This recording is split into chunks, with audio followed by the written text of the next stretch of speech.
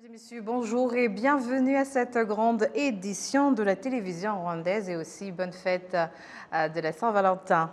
Et voici les titres. Le Premier ministre, le docteur Edouard Ngirente, s'adressant aux deux chambres du Parlement ce mardi, a déclaré que les mesures que le gouvernement du Rwanda a mises en place pour le développement économique pendant et après la pandémie de Covid ont donné d'excellents résultats. Les populations des provinces de l'Est et du Sud du Rwanda se félicitent de la construction de la route qui reliera les deux provinces dont les travaux s'accélèrent.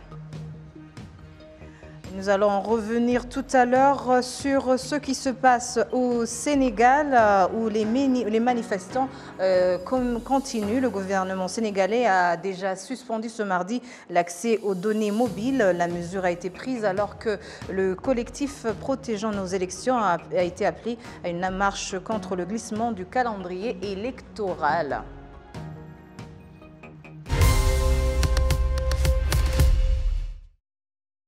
Bienvenue encore une fois à ce journal. Le Premier ministre, le docteur Edouard Ngirente, s'adressant aux deux chambres du Parlement ce mardi, a déclaré que les mesures que le gouvernement du Rwanda a mises en place pour que le développement économique pendant et après la pandémie de Covid-19 ont donné d'excellents résultats. Et le chef de la primature de rassurer que les efforts vont se poursuivre dans le même sens pour que le pays s'accélère davantage dans son développement. Les détails avec Kassim Youssouf.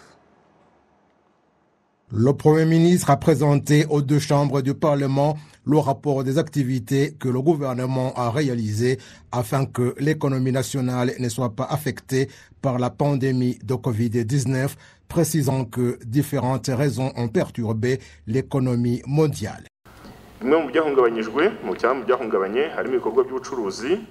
Certains secteurs affectés sont notamment des activités commerciales, industrielles, dont la plupart ont été fermées, et aussi les déplacements et le transport qui ont été suspendus, le transport international bien sûr, et aussi le nombre des employés qui a été diminué alors que l'indicateur relatif à l'augmentation des emplois pour les citoyens un peu partout est nécessaire, mais vous savez que beaucoup d'emplois ont été suspendus. S'appuyant sur les mesures que le gouvernement du Rwanda a actuellement mises en place pour la relance de l'économie nationale, les parlementaires des deux chambres ont exprimé leur satisfaction quant à leur mise en œuvre.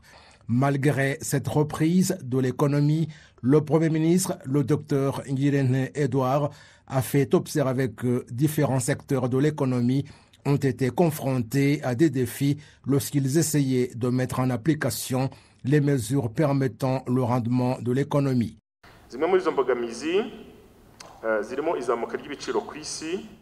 Certains de ces obstacles sont la hausse excessive des prix partout au monde, c'est-à-dire l'inflation globale observée surtout en 2021 suite aux raisons dont j'ai parlé. Et toujours au cours de cette année, l'inflation est passée de 4,7% et c'est la moyenne mondiale en général.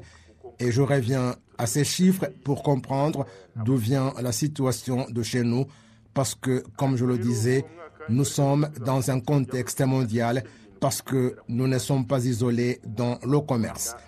Au cours de cette année donc, les chiffres montrent que l'inflation est passée de 4,7% à 8,7% en 2022, mais les chiffres provisoires de l'année dernière révèlent que cette année-là, l'inflation a globalement régressé de 6,8%.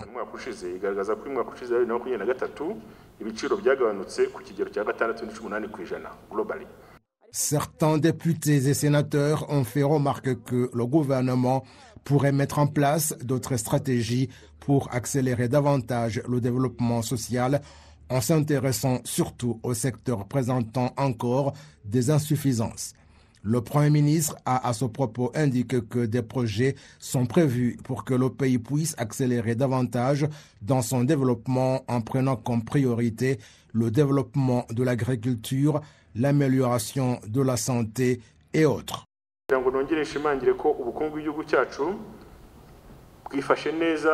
Je voudrais encore une fois souligner que l'économie de notre pays est en bonne posture dans le contexte mondial. La situation du monde en la matière est également la nôtre et ce n'est pas du tout mal. Et je vous rassure que le gouvernement du Rwanda fait tout son possible pour que les prix au marché puissent davantage diminuer et que la production agricole, comme celle du secteur industriel et autres, continue à augmenter. En 2020, l'économie du Rwanda a enregistré une régression de 3,4% en dessous de zéro. Les mesures de relance ont entraîné une croissance un peu supérieure à 8% entre 2021 et 2023, parce qu'en 2021, la croissance économique réalisée était de 10,9% et de 8,2% en 2022. La croissance économique prévue cette année est supérieure à 7%. Les secteurs en tête dans cette croissance sont les services avec un taux de croissance de 10,6%, celui de la technologie 33,2% et celui de l'extraction minière de 12,1%. Les populations des provinces de l'Est et du Sud du Rwanda se félicitent de la construction de la route qui reliera les deux provinces dont les travaux s'accélèrent. Les détails avec Jean Damascène Manichim. Les travaux de construction de la route Ngoma-Bugesera-Nyanza vont bon train. Pour le moment, c'est le secteur Muyira du district de Nyanza au sud du pays qui est concerné. Il ne reste que 5 km pour rallier la grande route de Kigali-Nyanza-Rouye. Et pour la population locale, la satisfaction est totale.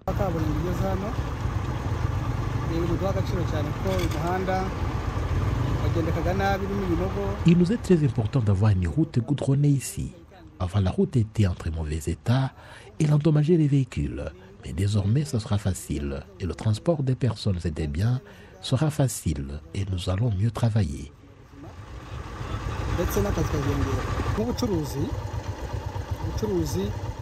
Pour aller à Kigali, il nous fallait passer par Ruhango dans nos activités commerciales.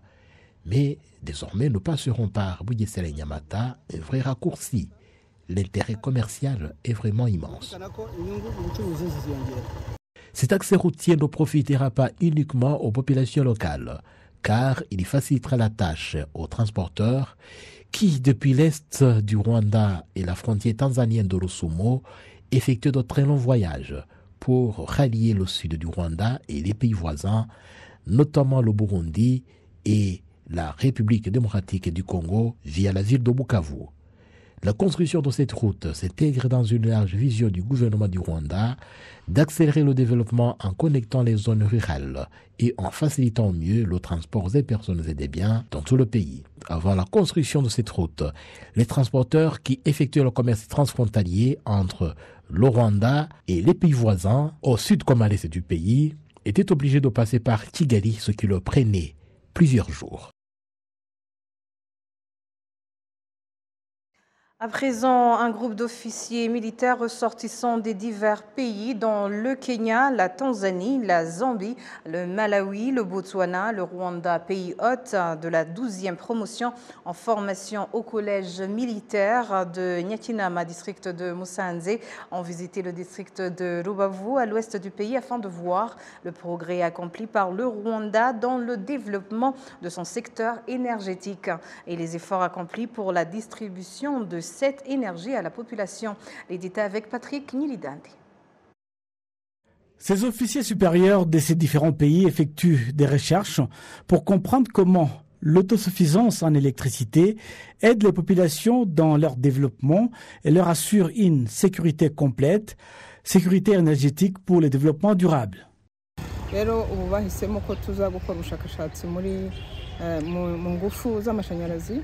C'est la sécurité énergétique qui a été choisie comme sujet de recherche. Alors, où est la relation entre l'armée et l'énergie électrique? C'est bien la sécurité et le développement de la population. Lorsqu'il n'y a pas de conflit, l'armée doit s'atteler au développement du pays.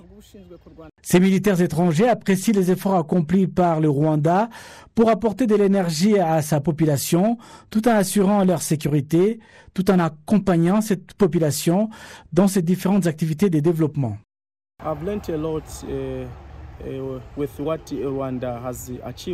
J'ai beaucoup apprécié par rapport au progrès accompli par le Rwanda et comment profiter de cette expérience.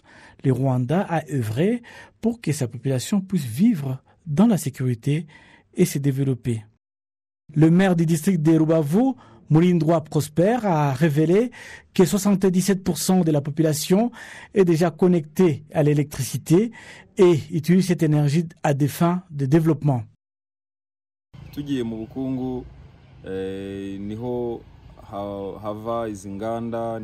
Tout le développement actuel est dû au développement du secteur énergétique. Les entreprises, les hôtels se sont développés et la durée du travail a été prolongée grâce à cette énergie. Dans le secteur du bien-être de la population, le secteur éducatif a aussi profité de cette énergie, avec la technologie, les laboratoires et même les hôpitaux qui utilisent cette énergie. Ce groupe d'officiers militaires ressortissants de divers pays, dont le Kenya, la Tanzanie, la Zambie, le Malawi, le Botswana, sont de la 12e promotion en formation au collège militaire de Nyakinama, en district de Musanze, et sont au Rwanda depuis 6 mois. Il reste 4 mois pour obtenir leur diplôme.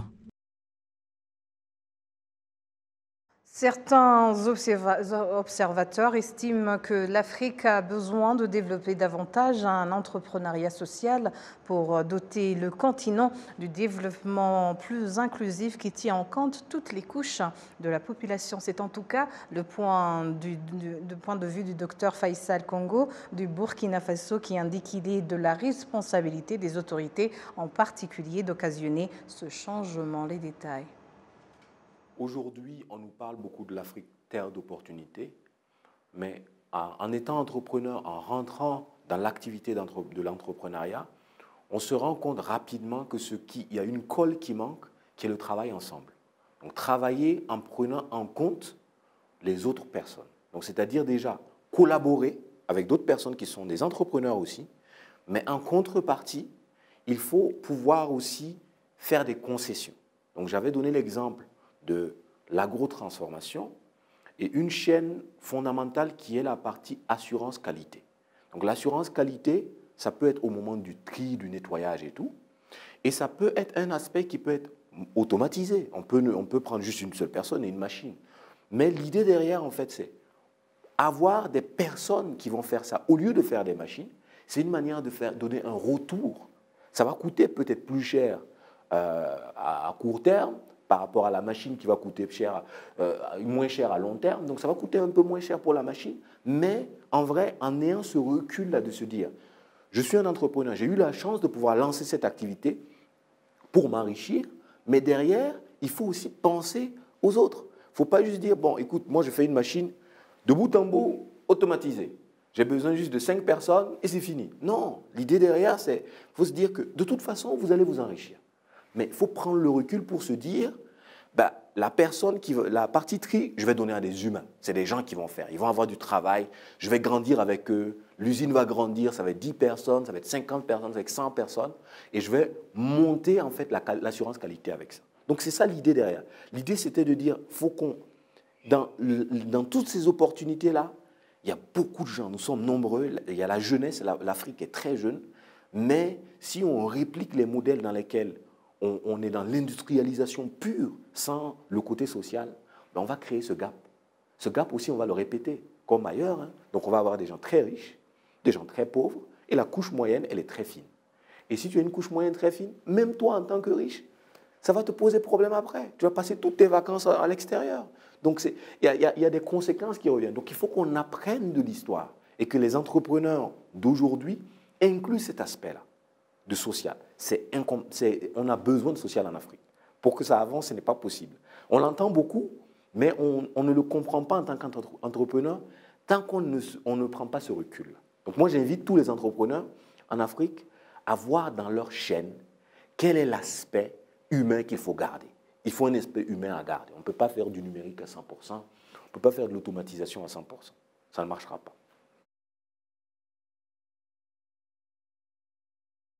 Certains jeunes qui participent aux conférences de commémoration du génocide contre les Tutsis indiquent que cela leur permet de mieux connaître l'historique de la tragédie, mais regrettent qu'une place importante ne soit pas accordée à la jeunesse pour une meilleure compréhension de cette histoire tragique du pays. Les détails avec Patrick Nilidandi.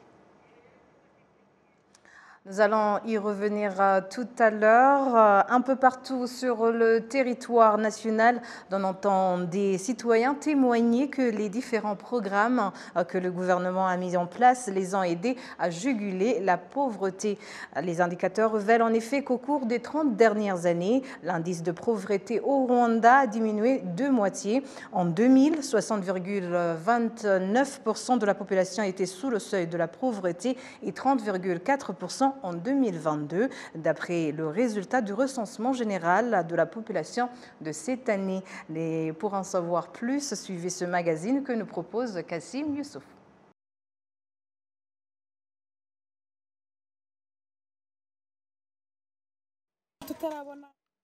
Il y a un petit problème technique, nous allons peut-être y revenir aussi.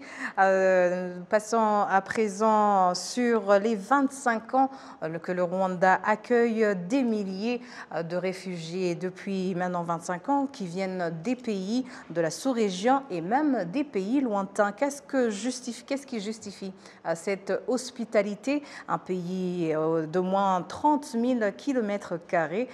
Jean Davassène, Maniching nous en dit plus. Ils sont environ 130 000, les réfugiés hébergés par le Rwanda, dont 5 ans à travers le pays. Une grande partie de ces réfugiés vient de la République démocratique du Congo et une autre du Burundi. Dans les camps, les réfugiés tentent d'améliorer leur bien-être avec l'appui du Haut Commissariat pour les réfugiés et du gouvernement rwandais.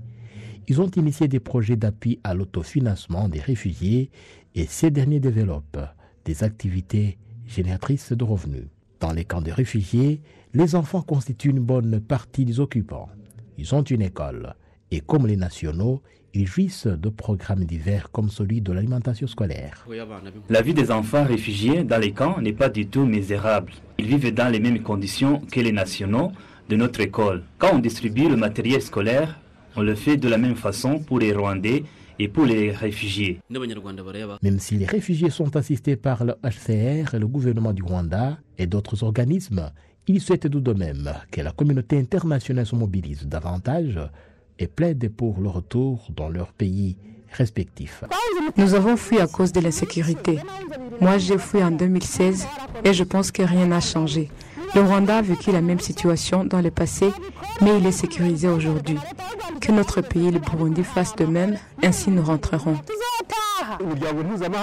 Nous demandons à la communauté internationale de plaider pour nous, les démunis, en fait de rentrer chez nous. À part ces réfugiés congolais et burundais qui sont majoritaires dans le pays, le Rwanda a accueilli récemment les étudiants de l'Université des sciences médicales de la technologie de Khartoum, qui fuyaient la guerre qui fait rage dans leur pays. On a la chance d'obtenir notre diplôme ici, ça va être vraiment très bien pour nous. Et aussi ça va être très bien aussi pour le Rwanda comme une opportunité pour ouvrir une chance pour l'éducation des étudiants internationaux. Ça va être très bien pour le Rwanda aussi, je vois. On ne peut pas voir ce qui va se passer dans le futur au Soudan, mais on peut juste prier pour le Soudan. Pour l'Université du Rwanda, héberger de tels étudiants qui étaient en détresse et riche de sens.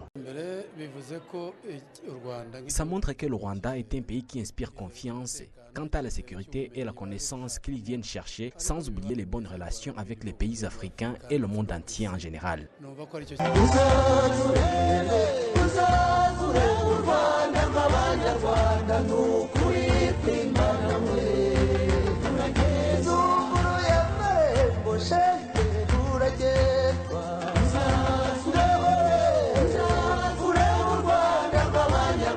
Si le Rwanda se présente comme un pays hospitalier, cela n'est pas l'effet du hasard et n'a rien d'étonnant, d'après le porte-parole adjoint du gouvernement du Rwanda. C'est inné chez les Rwandais, c'est dans leur culture depuis des temps. Rappelez-vous, dans le temps, quand les gens voyageaient et que la nuit tombait, qu'est-ce qui se passait? La première maison où ils arrivaient, ils demandaient à manger, ils demandaient à être hébergés. Et ça se faisait naturellement. Donc, ce n'est pas quelque chose que les Rwandais ont appris, c'est dans leur culture, aider celui qui est dans le besoin ou aider celui qui a un problème. Alors aujourd'hui, pour le Rwanda, accueillir des réfugiés ou des migrants, ça ne demande pas d'effort, parce que c'est inné, c'est dans la culture. Vous avez parlé des migrants qui sont venus de la Libye. Je crois qu'il y a eu 2 ou 3, au moins 3 mouvements de ces migrants qui sont arrivés. N'oubliez pas les migrants qui sont venus d'Afghanistan. Il y a des filles et des femmes qui ont été accueillies par le Rwanda. Vous connaissez la situation de la condition féminine là-bas, ce qui se passe aujourd'hui. N'oubliez pas dernièrement les étudiants qui sont venus du Sud-Soudan, qui sont à l'université du Rwanda. N'oubliez pas surtout plus de 130 000 réfugiés qui sont ici, burundais, congolais, dont certains sont ici plus de 20 ans. Bon, si on est capable d'accueillir 130 000 personnes sur 10, 15, 20 ans, comme vous l'avez dit, sur un petit territoire, sur un territoire qui n'est pas aussi riche, oui, on reçoit de l'aide. Le gouvernement fait ses efforts, il reçoit de l'aide du HCR et des autres pays. Mais je pense que même s'il n'y avait pas d'aide, on essaierait de partager le peu qu'on a. Et n'oubliez pas, quand il y a des problèmes d'éruption de volcans de l'autre côté de la frontière, les gens se déversent ici et on les accueille. Et des fois, les autorités de l'autre côté demandent officiellement l'accueil alors que c'est fini, on a déjà commencé à les aider. Donc je dirais que c'est quelque chose de culturel, c'est quelque chose d'inné. Aider son prochain ne pose pas de problème aux Rwandais. Et je ne pense pas que l'argument de dire que le Rwanda est petit, que le Rwanda est pauvre, cela peut nous empêcher d'accueillir 10, 15, 20 000 personnes qui sont dans le besoin. Et surtout, que la plupart aussi des Rwandais ont eu à vivre ce problème dans l'autre sens. Ils sont devenus immigrants, ils sont devenus réfugiés, ils sont partis, ils sont revenus, ils ont été accueillis parce qu'ils sont restés. Donc c'est quelque chose d'inné et c'est quelque chose que les Rwandais ont déjà vécu. Donc le fait de le mettre en pratique ne pose pas de problème. L'hospitalité des Rwandais ces dernières années a été accentuée aussi par l'expérience malheureuse des Rwandais, qui les pousse à militer pour un avenir radieux, non seulement pour eux-mêmes, mais aussi pour tous les humains en général. Depuis des années, commençant par l'année 59, les années 60, 73, en 90, il y a eu des mouvements de Rwandais qui fuyaient les problèmes, les guerres, les tueries, les massacres qui étaient cycliques ici au pays. Maintenant, ça va faire 30 ans qu'il n'y a plus ce genre de problème et espérons que ça va continuer comme ça. Donc, ils ont vécu cette expérience, ils l'ont vécu dans leur propre chair et comme je l'ai dit, mais de notre côté, ils avaient aussi cette culture, cette habitude d'accueillir le prochain, d'accueillir celui qui est dans le besoin. C'est inné, mais c'est aussi un vécu. Depuis septembre 2019, le Rwanda a accueilli plus de 2000 migrants en provenance de Libye et il a déjà signé un accord avec le Royaume-Uni pour accueillir les migrants illégaux qui entrent dans ce pays, un geste supplémentaire de la détermination du Rwanda à être un pays hospitalier.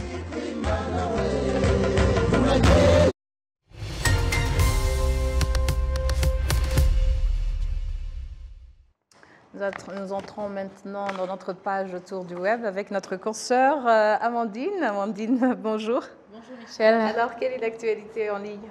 Bonne fête de Saint-Valentin. Merci beaucoup. C'est quoi l'amour pour toi? Que représente cette journée? Vaste, hein, l'amour est vaste, mais je retiens plus d'autres enjeux. Donc la patience, la confiance, la tolérance, le partage. C'est ça en fait pour toi ce qui décrit. Tout ça peut englober tout ça, l'amour quoi. Parlant pour moi, je te dirai après, hein, je suis ici pour te poser les questions. Ok, pour l'origine de la fête de Saint-Valentin, donc Terni, Valentin de Terni, fêté le 14 février, est désigné donc par l'Église catholique comme saint patron des amoureux en 1496. Le pape Alexandre VI donc, lui a donné le titre de patron des amoureux. Mais aujourd'hui, par après, ils ont continué, même en Angleterre, selon Jean-Claude Bologne, écrivain, romancier, journaliste et enseignant, conférencier belge. Lui, il a expliqué que par après, c'était juste une occasion pour des gens qui sont timides et profiter de cette fête de Saint-Valentin pour révéler leur amour. Il y a plusieurs, je dirais, plusieurs histoires de Saint-Valentin. La Saint-Valentin. Ouais, vraiment. Et actuellement, la Saint-Valentin est une fête des amoureux. Restons sur ça. Et parlons de cette fête ici, alors. On parle de l'Instagram. Sur les réseaux sociaux Instagram, il y a Keza Maolitia, première dauphine de Miss Rwanda 2022. Tout ce qui est en train de circuler, c'est l'amour, comme décrit la Bible. Elle a révélé les photos ou bien l'amoureux. Donc, elle avait écrit en anglais, elle a dit l'amour comme le décrit dans la Bible et elle a montré, donc elle a publié les photos de son amoureux. Et on continue avec Anderson. C'est toujours l'ambiance de l'amour aujourd'hui. BK Arena a présenté l'expérience de Anderson, qui est connue comme The Anderson's Experience. Il y aura Della Dub, Eric Sol, Ariel Waze dans un instant à BK Arena. Est-ce que tu vas y aller? Wow. Si je peux, hein. Je serai en date. Voilà. Tu peux y aller avec lui. En fait, il n'y aura pas seulement la musique, il y aura aussi des poèmes et la poésie donc, autour de l'amour. Parlons de Anita Pendo, notre chère. Joyeux anniversaire à notre chère Anita. Joyeux anniversaire. Elle a dit qu'elle reste à la maison pour ceux qui veulent lui offrir des cadeaux. Elle est à la maison, même si vous voulez la surprendre, elle ne va pas quitter. Elle a dit. On lui demande, où est-ce que tu es, Anita? Ah, je suis à la maison, venir me rejoindre. Voilà, on va lui faire une surprise. La surprise sera quand on ne va rien faire pour elle. Voilà, alors qu'est-ce que tu connais par elle? Je dirais beaucoup de choses, mais plus, c'est une femme forte et résiliente. Voilà, Anita a 637 000 personnes qui la suivent sur Instagram. Alors, ce qu'il a décrit, c'est l'amour. L'amour pour ses fans. Elle a construit, un réseau. Elle partage du plus profond de son cœur, c'est ce que les gens aiment. Elle est vulnérable. Elle reste elle-même. Exactement, elle est authentique. Donc, joyeux anniversaire, Anita. Parlons de Ben, le chanteur rwandais de R&B, avec son épouse Pamela Uicheza, ont atterri ce matin à Kampala, en Ouganda, où l'artiste va chanter dans un spectacle humoriste. Et parlons enfin de Bruce Melody, qui a connu un succès alors qu'il avait fait une performance avec Shaggy. Aujourd'hui, il invite tout le monde, tous ses fans en moins, Bruce Love Melodies, à suivre ce qu'il a préparé comme musique. Il a mélangé avec When She's Around. On sait très bien que c'est prévu, c'est comme un projet pour mettre en français cette chanson. Tu savais ça, non? Oui, je le savais. Alors, j'attends toujours. Hein. Moi aussi, j'attends impatiemment. Et pour ajouter quelque chose, Bruce Melody vient d'être le premier chanteur rwandais à avoir 1 million d'abonnés sur Instagram. Exactement, félicitations. Devant Deben et Mehdi. Donc, voilà, félicitations. Ouais. Alors, en attendant le projet de She's Around en français, on peut aller sur son compte Twitter pour voir les indications pour suivre la mélodie qu'il a prévue. C'est en mélange avec Lova Lova de Shaggy. Bien sûr. Merci beaucoup, Amandine, pour cet éclairage et nos chers téléspectateurs. Merci à vous aussi d'avoir suivi cette grande édition. Notre rendez-vous, c'est à demain à la même heure.